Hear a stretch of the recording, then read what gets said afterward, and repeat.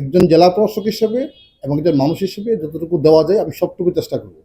এবং আপনারা জানেন যেহেতু আমি সবাইকে আমাকে চিনেন, সুতরাং আমি চেষ্টা করব যাতে এখানকার এই খনিজ সম্পদ বা পর্যটন বা প্রবাসী বিষয় যতগুলো বিষয় আছে সবগুলোকে অ্যাড্রেস করতে, এবং তার মধ্যে কিছু বিষয় থাকবে যেগুলো আমি একটু বেশি অ্যাটেনশন দেওয়ার চেষ্টা করব, কারণ এখানে যে কয়েকটা বিষয় বললাম তো সেই বিষয়গুলো অবশ্যই আমরা চেষ্টা করব, কারণ সিলেট যেহেতু একটা পর্যটন এলাকা এবং এখানে প্রচুর টুরিস্টরা আসে এবং প্রাকৃতিক সম্পদ রয়েছে, কোনোভাবেই যেন প্রাকৃতিক সম্পদ নষ্ট না হয় সেটা আমাদের খেয়াল রাখতে হবে। এবং এটা শুধু জেলা প্রশাসন বা জেলা প্রশাসন বা সরকারি কর্মকর্তা একা দায়িত্ব না, সকল স্টেক হোল্ডার সবাই দায়িত্ব পালন করতে হবে, কারণ সবাই দায়িত্বশীল না হলে কিন্তু কারো খুব মুশকিল। এই জন্য আমি সকলকে দায়িত্বশীল আচরণ বা ভূমিকা রাখার কথা অনুরোধ করব। আমি আশা করছি যে সবাই মিলে কাজ করলে ইনশাল্লাহ অবশ্যই সেটা খুব ভালো থাকবে এবং আমাদের প্রাকৃতিক সম্পদ ভালো থাকবে, সংরক্ষিত থাকবে, পরিবেশ ভালো থাকবে, একই সাথে আমাদের পর্যটন নিশ্চিত হবে, পাশাপাশি আমাদের ডেভেলপমেন্ট নিশ্চিত হবে, তাতে কোনো সন্দেহ নেই। আমাদের সদ্য বিদায়ী জেলা প্রশাসক মহোদয়ের কাছে সেই তদন্ত কমিটি রিপোর্ট কি আপনার কাছে এসেছে কিনা এবং আপনি কবে এটা ইমপ্লিমেন্ট করবেন বা এটার পরবর্তী স্টেপটা কি আমরা জানতে চাই। আমি তো আজকেই যোগদান করেছি, আমাকে একটু সময় দেন, একটু বিষয়গুলো একটু বুঝে নিতে, দেখি কি করা যায়। তদন্তের যে বিষয়টা তো আসছে সেটা দেখবো যে আসলে কোন কোন জায়গায় কি রিকমেন্ডেশন এসেছে বা কি করা উচিত ছিল বা কি করা যেত, কোথায় করা যায়নি, সেই বিষয়গুলো দেখে আমি সেটা অবশ্যই আমার ব্যবস্থা নেব।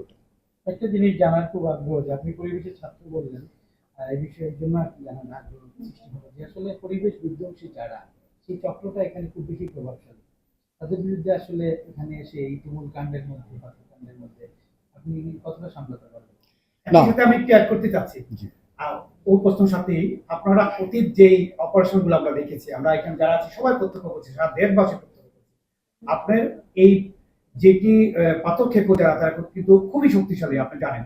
তাদের বিরুদ্ধে আপনি আগে যেভাবে দীপ্ত পদচারণা আমরা দেখেছি বা কঠিন অবস্থান দেখেছি, আমি প্রথমত চেষ্টা করব আমার সর্বোচ্চ দিয়ে যে এই জেলার জন্য এবং মানুষের জন্য কাজ করতে, এবং আমি এই দায়িত্ব পালন করার জন্য সকল শ্রেণী পেশার মানুষের সহযোগিতা চাই।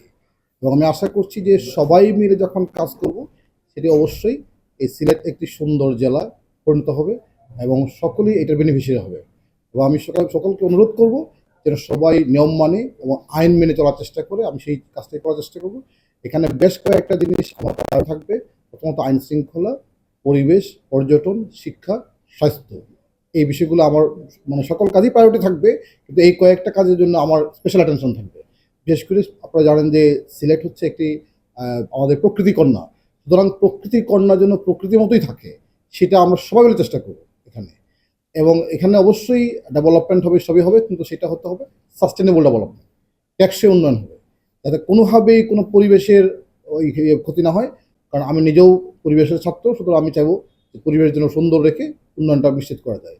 সুতরাং সেক্ষেত্রে আমি সকল শ্রেণী পেশার মানুষের, বিশেষ করে এখানকার যারা রাজনৈতিক নেতৃবৃন্দ আছেন, শিক্ষিত সমাজ আছেন এবং আমাদের এখানকার যারা মিডিয়া আপনারা যারা আছেন, এবং সকল শ্রেণী পেশার মানুষের সহযোগিতা হবে। আজকের দিনে শুধু সবাইকে, সিলেটবাসীকে আমার সালাম এবং শুভেচ্ছা জানিয়ে আমি কাজ শুরু করতে চাই। আজকে দায়িত্ব নিয়েছি, আমি আশা করছি যে আমার এই সময়টা ভালো যাবে এবং আমাদের জন্য খুবই একটা মেমোরেবল টাইম হবে সকলের জন্য। যদি আপনারা আমাদের সাথে থাকেন, জনগণ সাথে থাকে, তাহলে আমাকে যেমন দেখেছেন আমি এখনো তেমন আছি, তেমনই থাকবো।